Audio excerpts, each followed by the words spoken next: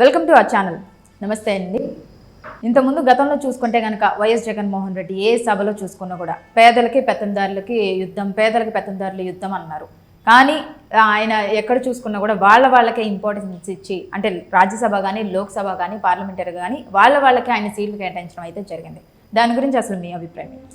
ఇప్పుడు మన 2024లో మన జరిగిన మే నెలలో జరిగినటువంటి ఈ ఎలక్షన్లో దాదాపుగా 6 సిద్ధం సభలు పెట్టాడు. ఆ 6 సిద్ధం సభల్లో పేదలకి పెత్తందారులకి మధ్య యుద్ధం, పేదలకి పెత్తందారులకు మధ్య యుద్ధం, ఎన్నికలకి నేను సిద్ధం అంటే పేదలందరూ కలిసి నిన్ను మించిన పెత్తందారుడు, నిన్ను మించిన కరోర్పతి ఎవరు లేరని కర్రు కలిసి వాత పెట్టిండు. అయితే నేనంటుండేది ఏంటంటే, ఈరోజులో పార్లమెంటు అంటే అర్థం ఏంటంటే ఎగువ సభ దిగువ సభ. ఎగువ సభ అంటేనేమో రాజ్యసభ, దిగువ సభ అంటేనేమో లోక్సభ. ఈ 2 సభల్లో ఈ రాజ్యసభ ఈ లోక్సభలో పీపుల్ రిప్రజెంటేటివ్స్ అందరేమో, అంటే ప్రజల ద్వారా ఎన్నుకోబడిన ప్రజాప్రతినిధులందరేమో దిగువ సభలో ఉంటారు. ఈ రాజ్యసభ అనేది ఎందుకు వచ్చిందంటే, స్వతంత్రం వచ్చిన పూర్వంలో పెద్ద ఎడ్యుకేషన్ ఉండేది కాదు. ప్రజల్లో పెద్ద ఎడ్యుకేషన్ లేనప్పుడు కొంతమంది మేధావి వర్గం పబ్లిక్లో నిలబెడితే గెలవరు. మంచి సూచనలు సలహాలు ఇవ్వడానికి 2 ద్విసభా విధానాన్ని కొంతమంది ప్రొఫెసర్స్ ప్రజల్లో గెలవలేరు, కానీ నాలెడ్జ్ అమోఘంగా ఉంటుంది. అప్పుడు ఏం చేసినారంటే, ఈ పెద్దల సభ పీపుల్ రిప్రజెంటేషన్ ప్రజల చేత ఎన్నికబడిన వాళ్ళు లోక్సభలో ఉంటారు. అయితే నేనంటుండేది ఏంటంటే, ఈరోజు ఈ పెద్దల సభ కాస్త గద్దల సభగా మారింది. తర్వాత ఈడీ సిబిఐ కేసుల్లో ముద్దాయిలుగా ఉన్న వాళ్ళకి అందరికీ ఒక రాజకీయ పునరావాస కేంద్రంగా పెద్దల సభ తయారైపోయింది. ఇప్పుడు ఏంటంటే 11 మంది సభ్యులు యువజన శ్రామిక రైతు పార్టీకి రాజ్యసభలో ఉన్నారు. అర్థమైందా? ఉంటే అప్పుడు ఏం చేస్తున్నారంటే, ఈరోజు పార్లమెంటు నాయకుడిగా ఒక ఎంపీని ఎన్నుకోవాలా, తర్వాత లోక్సభ నాయకుడిగా ఒక ఎంపీని ఎన్నుకోవాలా, రాజ్యసభ నాయకుడిగా ఒక ఎంపీని ఎన్నుకోవాలా. ద ఫస్ట్ పాయింట్ ఏంది?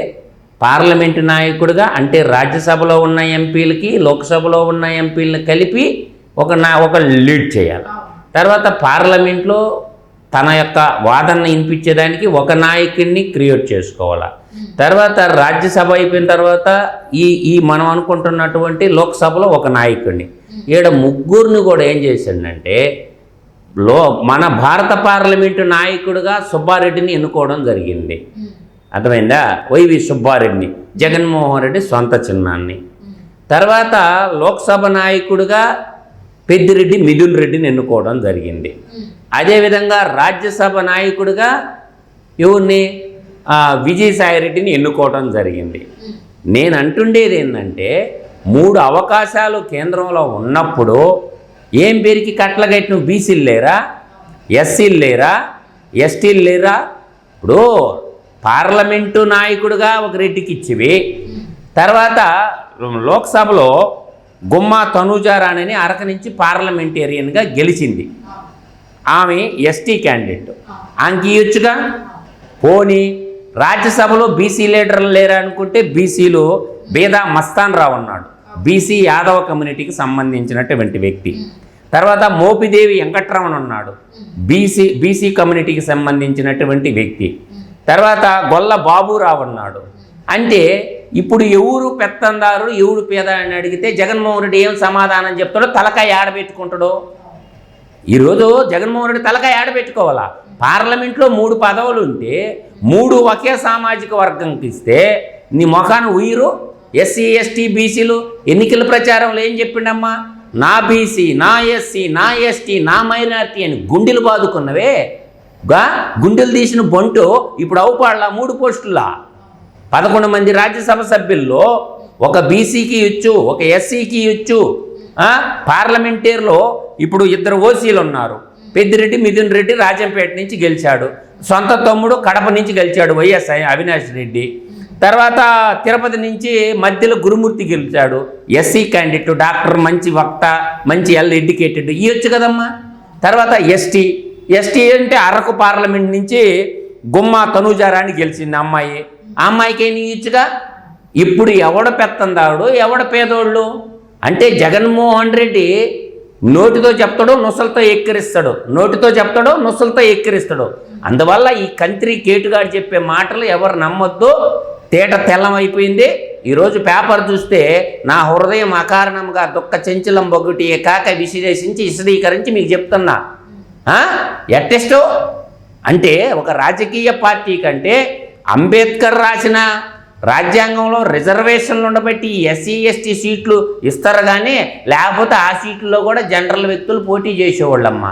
ఆ మహానుభావుడు ఏదో ఎస్సీ ఎస్టీలకి కొన్ని సీట్లు కేటాయించబోబట్టి వాళ్ళకి ఇంకా తప్పదని కేటాయిస్తారు, వాళ్ళ మీద ప్రేమతో కాదు. లేస్తే నా బీసీ, నా ఎస్టీ, నా మైనార్టీ. అర్థం చేసుకోండి, ఒక పెద్ద ముండా కొడుకుగా చెప్తుండా. జగన్మోహన్ రెడ్డిని మించిన పెత్తందారుడు, జగన్మోహన్ రెడ్డిని చేసిన లక్షల కోట్లకు అధిపతి.